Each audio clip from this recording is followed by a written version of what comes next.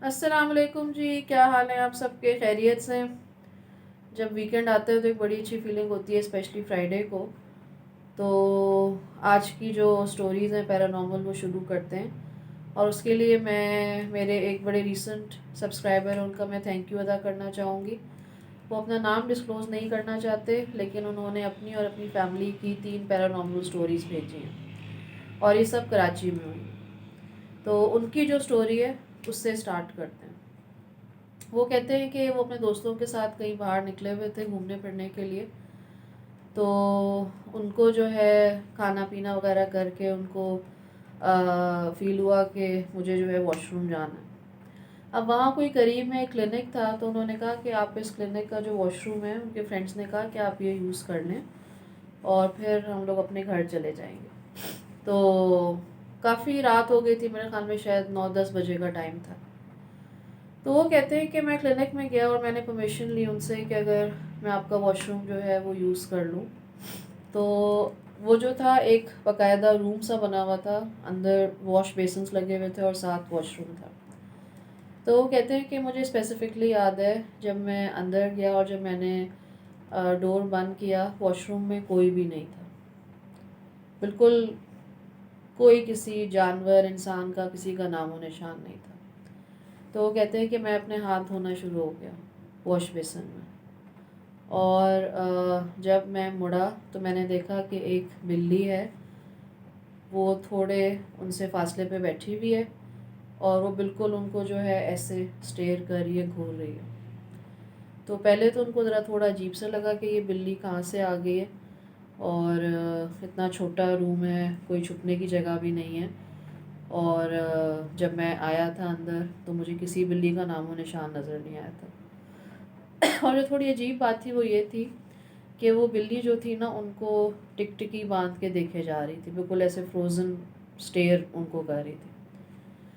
तो उनको ना बहुत अजीब सी एक क्रीपी सी वाइब्स हुई, और उन्होंने जल्दी से जो है डोर खोला और वो बाहर आ गए। उन्होंने ये भी नहीं देखा कि बिल्ली ने उनको बाहर फॉलो किया है कि नहीं, ठीक है। और जब उन्होंने फिर वापस ऐसे मुड़ के देखा तो वॉशरूम में कोई बिल्ली नहीं थी।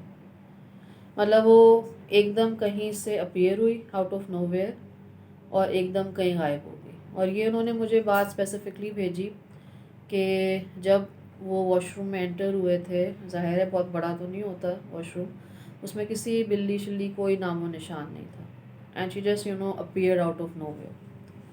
तो वो कहते हैं कि मुझे आज भी वो उसका मतलब जब मैं सोचता हूँ तो मुझे बहुत एक अजीब सी वाइब, एक अजीब सी फीलिंग आती है, और एक स्टिल एक मेरे लिए मिस्ट्री है कि वो बिल्ली जो थी वो कहाँ से आई है। ऑन दिस नोट इसीलिए मैं आपको फिर से रिमाइंड कराना चाहूँगी कि जब भी आप वॉशरूम में जाएं, चाहे आपके घर का वॉशरूम हो, स्पेशली कोई पब्लिक प्लेस हो, आप प्लीज़ बाथरूम की जो दुआ है उसको पढ़ के अपना राइट पैर जो है अंदर रख के जाएं। और वो दुआ ये है कि बिस्मिल्लाहिर्रहमानिर्रहीम अल्लाहुम्मा इन्नी आऊज़ु बिका मिनल खुबूसी वल खबाइस। मैं अल्लाह ताला की पनाह मांगता हूँ नापाक जिन और जिन्नियों से। तो जो उसका तर्जुमा है, I think it tells us everything. अच्छा, जो सेकंड जो पैरानॉर्मल एक्सपीरियंस है वो उनकी बेटी के साथ हुआ।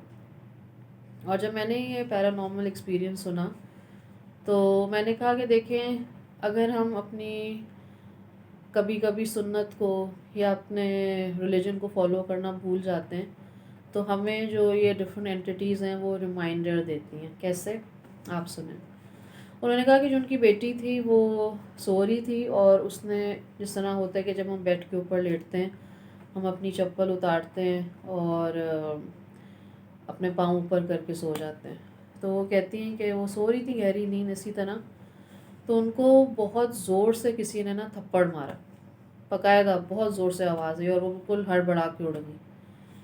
और जब उन्होंने घड़ी में देखा तो 3:30 3 AM 3:30 AM, रात के 3:30 बज रहे थे। और फिर वो कहती हैं कि उनको डिस्टिंक्टली एक आवाज़ आई कि तुमने यहाँ चप्पल क्यों उतारे, इन चप्पलों को यहाँ से हटाओ या इनको बेड के नीचे करो।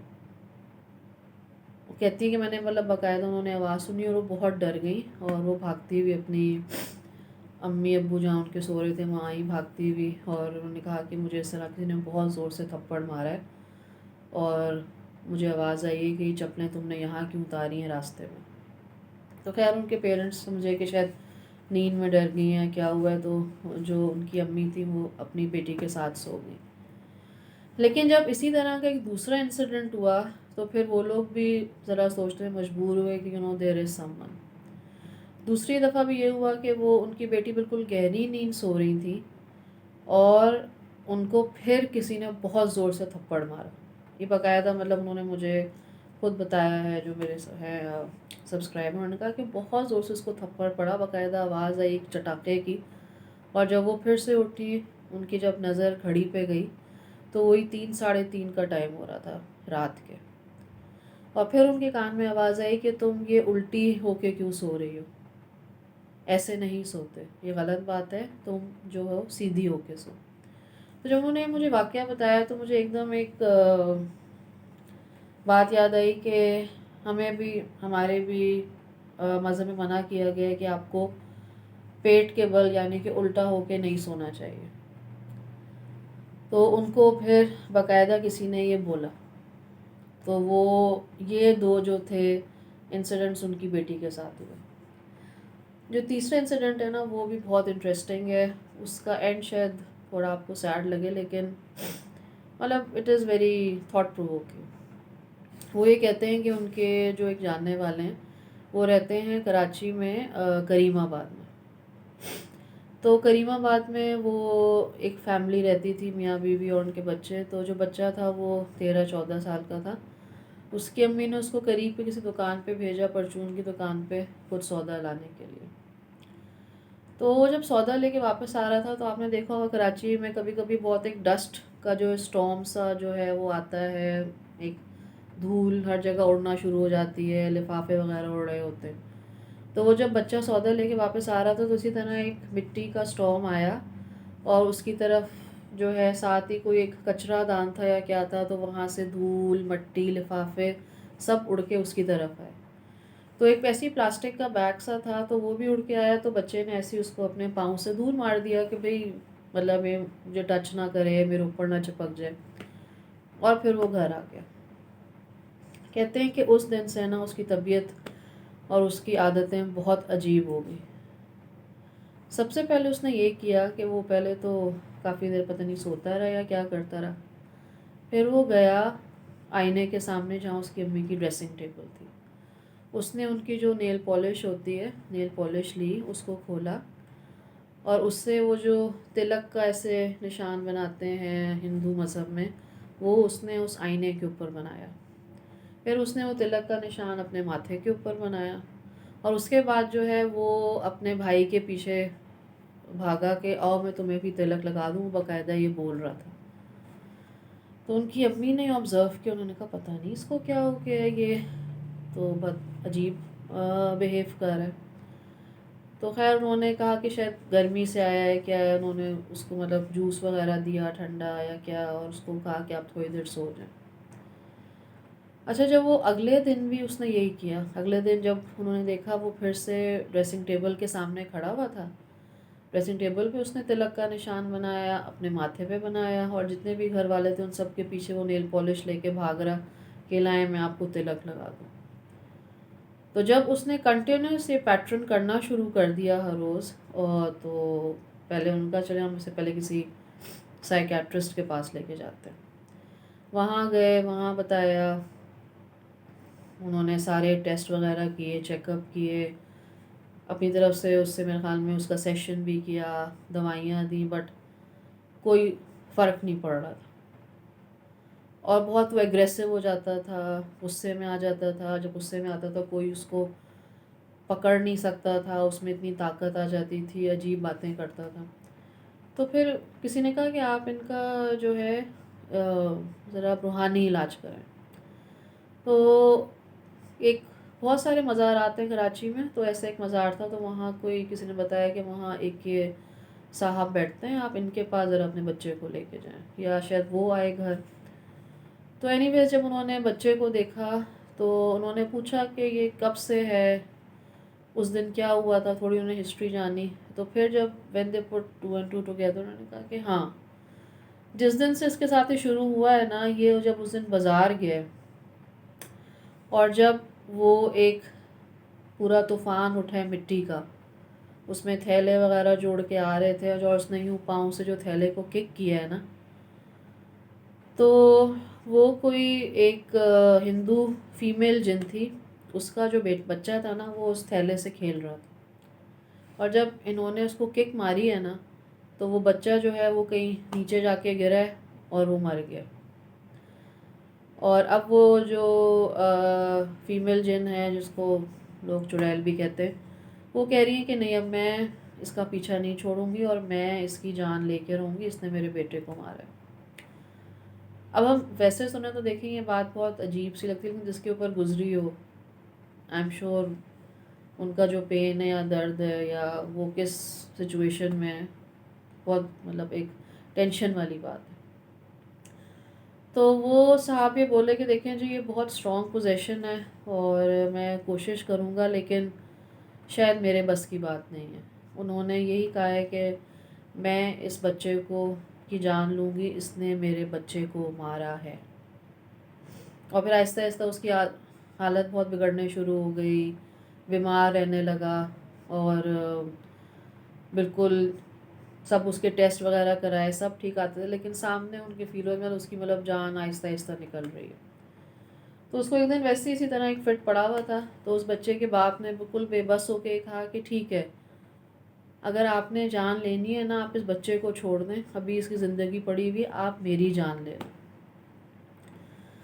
تو یہ بتاتے ہیں کہ جیسی انہوں نے یہ بات بولی وہ بچہ بالکل ٹھیک ہو گیا، اور جو ان کے ابو تھے وہ دنوں میں بیمار ہو گئے، دنوں میں۔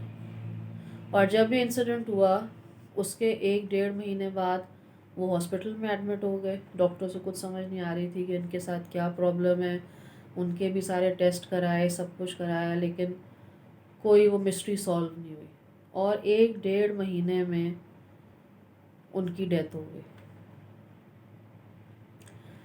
تو خیر پھر اس کے بعد جب سارے گھر والے اس صدمے سے باہر نکلے، جو بھی مطلب ٹائم گزرا، تو وہ جنہوں نے مجھے واقعہ بھیجا انہوں نے کہا کہ اب تو بچہ بڑا ہو گیا ہے، اس کا روحانی علاج پھر کنٹینیو کیا، اور اب تو وہ مطلب کالج بھی جاتا ہے اور جاب بھی کر رہا ہے، الحمدللہ اب ٹھیک ہے، لیکن جو فادر تھے ان کو اپنی زندگی جو ہے وہ سیکریفائس کرنی پڑی۔ تو دیکھیں مطلب میں تو یہ سوچا، میں نے کہا انسان کچھ ایسی بات نہیں سوچ رہا ہوتا کہ میرے ساتھ یہ ہوگا، لیکن یہ جو چیزیں ہیں نا یہ ایگزسٹ کرتی ہیں۔ ایک اور چھوٹا سا میں آپ کو واقعہ سناتی ہوں جو آج کا لاسٹ ہے میرے ایپیسوڈ کا، جس on a positive note, because definitely یہ سن کے افسوس ہوتا ہے کہ ایک کوئی بہت پرانا گھر ہے پارٹیشن سے پہلے کا جو مجھے واقعہ آیا ہے، تو اس میں اس کا یہ واقعہ ہے کہ